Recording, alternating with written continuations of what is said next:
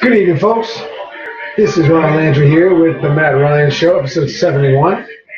And LSU loses another disappointing game. This time at home again to a terrible team. We held the lead a brief couple of minutes, but for the entire game. Come in, bastard. I'm sorry. I'm kind of. Oh, hey, Matt. Hey, sorry, catcher's dinner. That's a sharp. Some good stuff. I was just telling the fans start. 2 losses in a row to 2 very, very bad teams in the SEC. Ryan, I think LSU season right now, if they were the Titanic, they just hit the iceberg, and it's going to be very, very difficult to stop the leak to make the NCAA tournament. 2 big daggers in LSU's season. Tournament hopes. Yeah. Which, I mean, you know, it's pretty much what you're playing for in college basketball. You don't get a chance at the PCS playoff. 68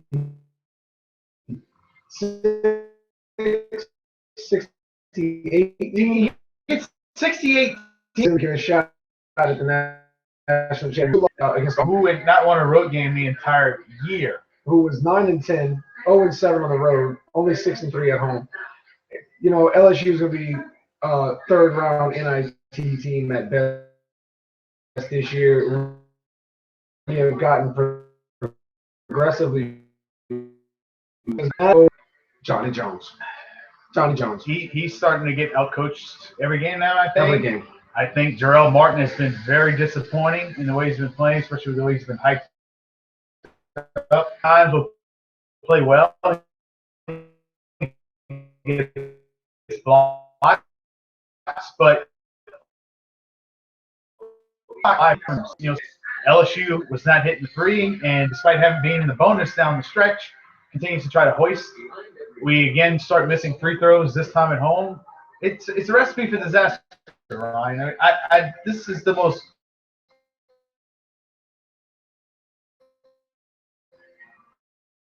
unfun in that term, but it's on the television. Look at the past, what? Let's go 4 weeks. The past 8 games. LSU does not run an offense per se. It's you watch it, it just seems like you half court and say, okay, somebody move and get open.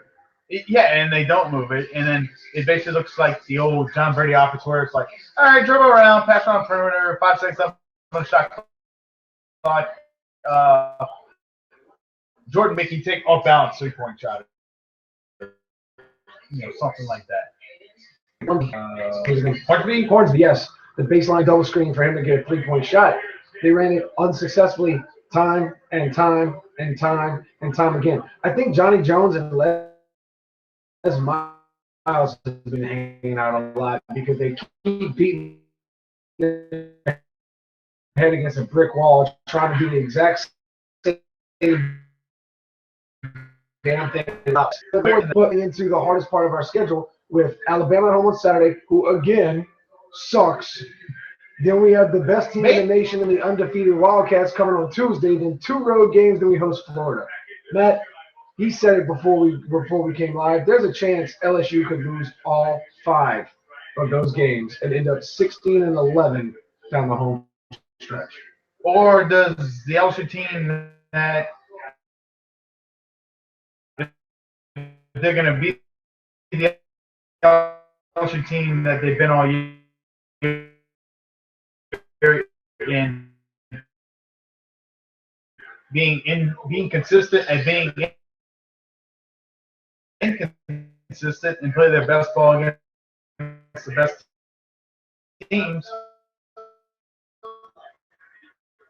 You know, make Kentucky at home on Super Tuesday. I mean, par for the course. LSU. I mean, if you start getting close to that double lost a year ago. LSU feeling the ball, but we lose to Bama at home, then we beat by in the SEC tournament, and that could help our resume down the stretch. But the way we're looking right now, we're NIT bound if we're lucky. Yeah. Yes, I'm being pessimistic as all hell right now. You're being realistic. Fact to fact. Right. LSU has shot themselves at right. Two different rotating starting fives. You look at a team 16-6 with terrible losses against A&M State, Missouri, and now Auburn. 4 conference losses.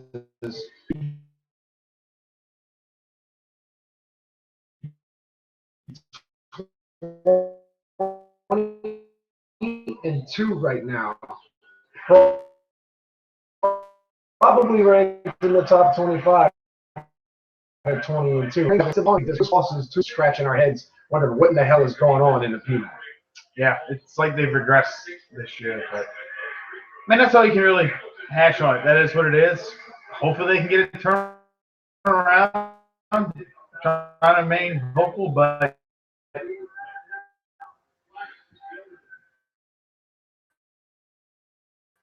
right now it's not like they have to really severely. I don't care what it's in. Yeah, right. You can't just rely on it being baseball every year. Or gymnastics. We are pretty good at gymnastics. Yep. We're number 2 right now. Actually, I think they are too, though. They're pretty good at gymnastics too.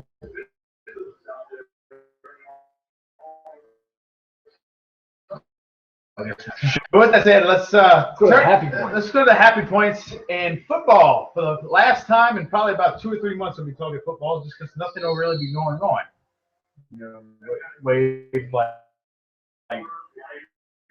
Well, I don't want to say like respect to the but maybe Price is Right, fail horn or something like that. Oh, the womp womp. There we go. Womp womp. Recruiting Day, National Signing Day was yesterday.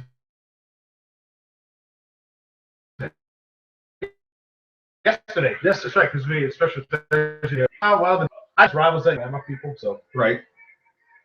And Ryan, that came as a surprise where pretty much looking into the bowl game, LSU was looking at like maybe a top 20 class, but I don't know. The bio named Coach Ogeron, we call him Coach Baby, who apparently knows how to go into somebody's home and talk to their mama and get them to come play for LSU, bro, because I think they put the fences back up. Y'all. It seems like once Coach O and Coach Steele got their heads together, we had a few locks already in the likes of Kevin Tolliver. We knew Kevin Tolliver was coming from one of my favorites. Yeah, absolutely. LSU since junior year. PP7. Yeah, he's another PP7. Who's another one? Geis out of Baton Rouge from Catholic High was a top 10 running back in the nation. How is he not?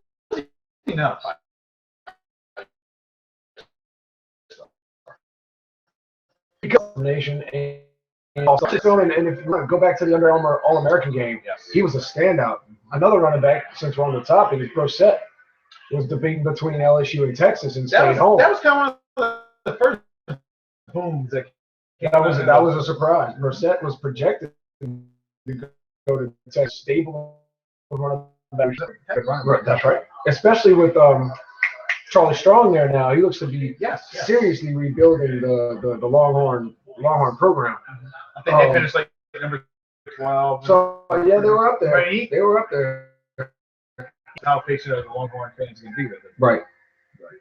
The woes still last in Baton Rouge at the quarterback position. We did not. Actually, no, we did. We did. We get a huge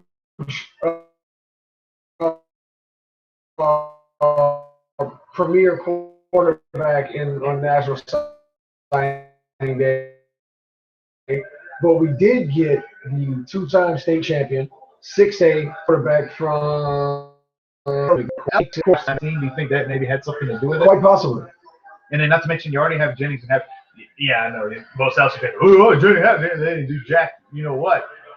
There were 2 4-star recruits. I mean,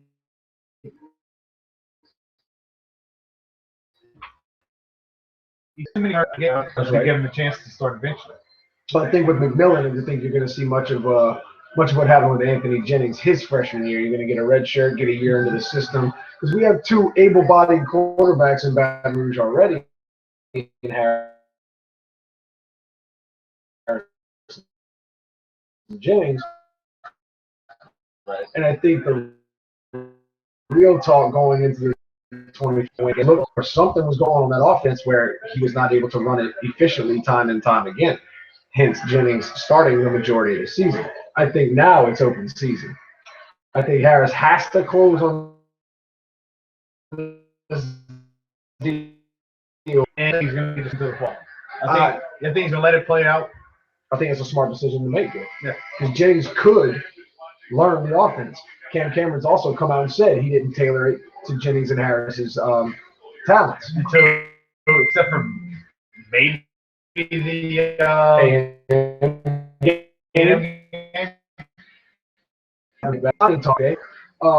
another big pickup from here in state, Tyron Johnson, 5-star wide receiver from the West Bank at Warren Easton. Go watch this guy's film. This guy has the potential to be OBJ 2.0. And what I like about LSU,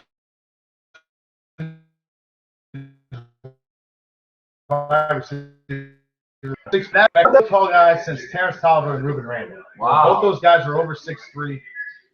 Now Landry and Beckham could jump out the woodwork. Right. Malachi Dupree, who's 6'3", can really jump out of it, but he was the only one we really had last year. Doral,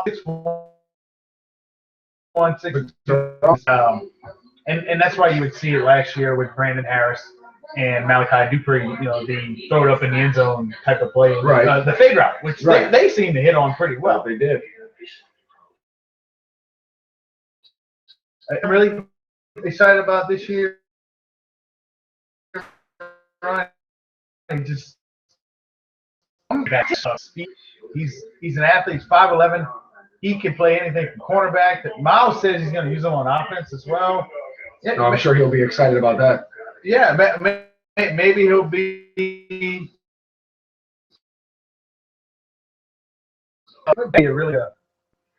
at the athlete position, the hybrid athlete position. He's number 1 in the nation. Yes, and he's a top 10 overall and a 5-star athlete from right here in New Orleans. He is going to be the guy's 5'11", 165, so he's not huge, but he's got some breakaway speed.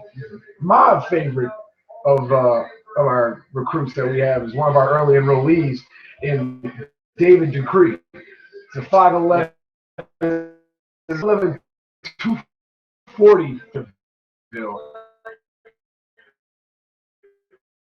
But this guy, I was looking at his numbers from his senior year. He had a little more size on him, giving him more of the Connor Neighbors blocking position, and that can still run with him. And I was wondering if maybe he overtakes Neighbors from day one. I think he should. I mean, he might. Because he performs. On paper.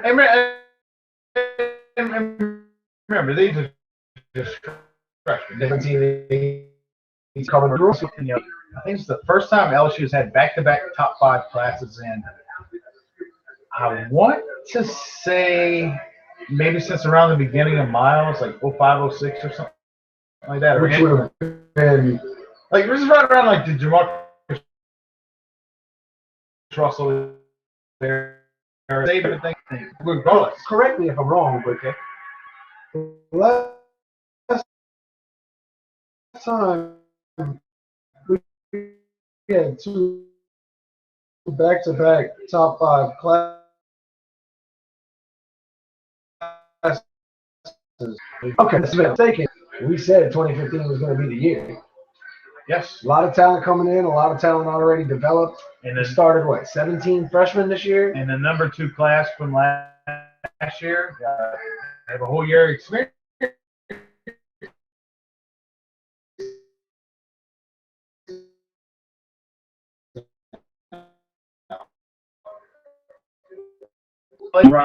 Maybe defensive tackle somewhat. I mean, I know we didn't get anything on the inside, but we did get outside. We did get key. But who retweeted one of my tweets to him today? Holla, holla, holla.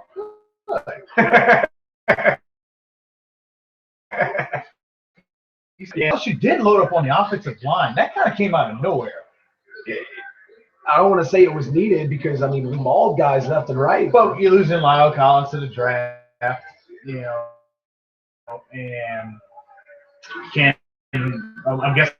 But LSU's loaded up with beef. I mean, Toby Weathersby. They've always tried to do that. Valentino Kiki. That's what I like, Valentino Kiki. Maya Tehuma. Tehuma.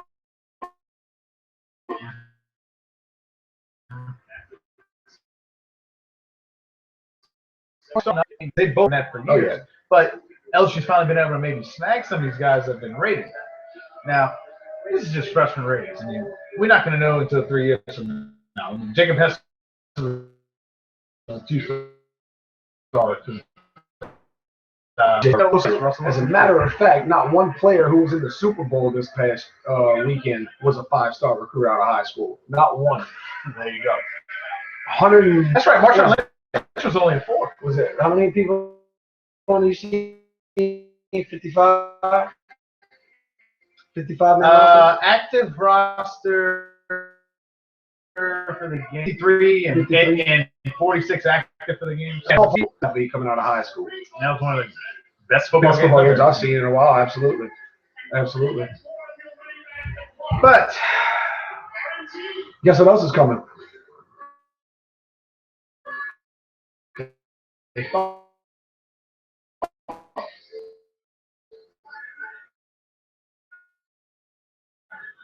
It's corner. Maybe the baseball team got some excitement. I mean, they're preseason top 5 in every major poll, which is pretty much expected in Baton Rouge. Yeah. But at the same time, we'll never know what will happen. We'll see. LSU's got a very talented freshman class. Number 1 in the nation. Yeah, or Nolan, the type of guys. It's going to be interesting. They seem to develop well in Baton Rouge, though. Yeah. But with that said, I don't know. What's there to talk about next week?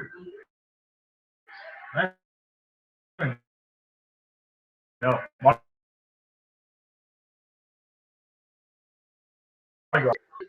We'll be in Baton Rouge on Tuesday. There's your idea. Shoot off site. Big shoot off site. You could. Me and Crouch. You and the general. We'll see. Hey, oh my God. Okay, get you to log in from your laptop, and I can log in from the phone. And nice. Like we did that one time. Like, right here, live in New Orleans. Back to the field tonight via What's going on? What's going on? Let's go, Kentucky! Calipari, I've got your number. That's all I got for the man. That's all I got in me. You know what I'm still mad about it. I got 2 things. One, LSU's basketball team needs to turn around. 2, and of course, good night, America.